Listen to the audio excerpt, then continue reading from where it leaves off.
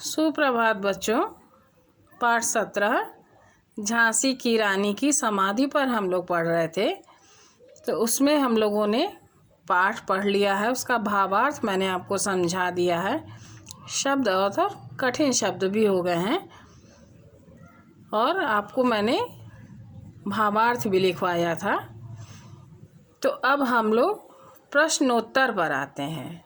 तो देखिए, प्रश्न 1 है, रानी की समाधि किन किन बातों की याद दिलाती है। जो रानी की समाधि पर ही ये पूरी कविता बनी हुई है, जिसको सुभद्रा कुमारी चौहान ने लिखा है। तो है कि रानी की समाधि किन बातों की याद हमें दिलाती है। तो है, रानी की समाधि हमें उनके त्याग, बलिदान और शौर्य माने वीरता की याद दिलाती है कि उन्होंने कितना प्रयास किया था देश को स्वतंत्र कराने में, उन्होंने अपना बलिदान कर दिया था। फिर देखिए, प्रश्न 2 है, रानी की समाधि में स्वतंत्रता की आशा की चिंगारी छिपी है, ऐसा क्यों कहा गया है।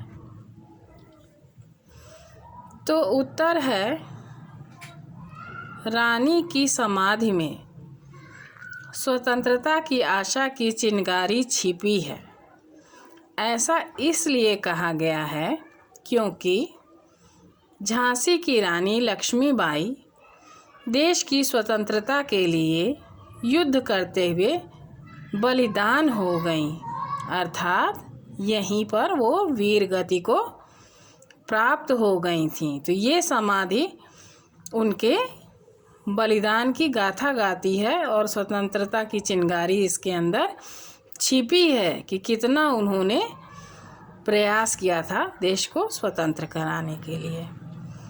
फिर है, रानी की समाधि तथा अन्य समाधियों में क्या अंतर है।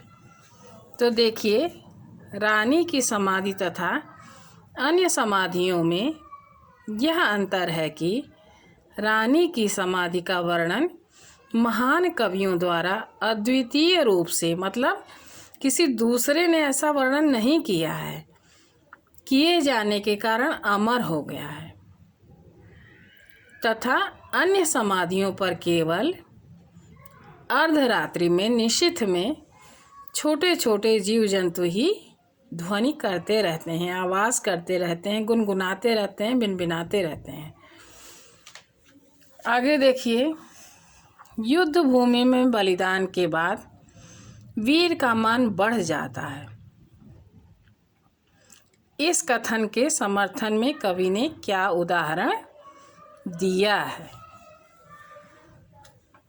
तो उत्तर है, युद्ध भूमि में बलिदान होने के बाद वीर का मान सम्मान बढ़ जाता है।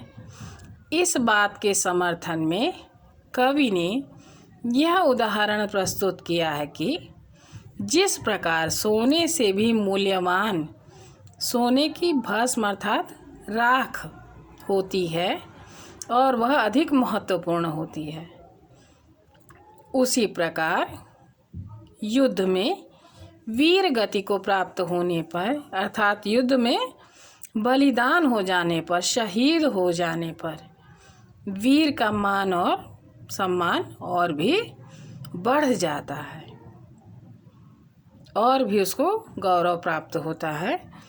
तो बच्चों, इस प्रश्न उत्तर को आप लोग कॉपी में कर लीजिएगा, सफाई से करिएगा, डेट डाल के करिएगा।